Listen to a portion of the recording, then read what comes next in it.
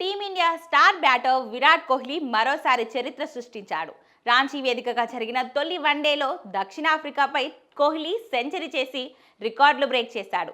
ఈ century Virat one day కెరియర్లో మరో మైలురాయిగా నిలిచింది. వన్డేలో 52 సెంచరీలు చేసిన విరాట్ కోహ్లీ ఇంతకాలం సచిన్ పేరు మీద ఉన్న ఆల్ టైమ్ రికార్డును బ్రేక్ చేశాడు. ఒకే ఫార్మాట్లో అత్యధిక సెంచరీలు చేసిన రికార్డ్ ఇప్పటి వరకు సచిన్ పేరు మీద ఉంది. సచిన్ టెస్ట్లలో 51 సెంచరీలు చేశాడు.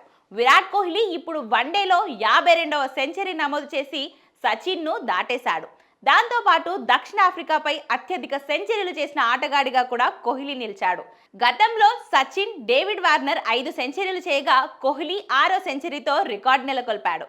సచిన్ టెండూల్కర్ టెస్టులలో 51, వన్డేలలో 49 సెంచరీలతో మొత్తం కలిపి అంతర్జాతీయ క్రికెట్లో 100 సెంచరీలు చేసిన ఏకైక క్రికెటర్గా నిలిచాడు. ఇప్పటి వరకు ఈ రికార్డుకు దరిదాపుల్లో కూడా వచ్చిన ఆటగాడు లేడు.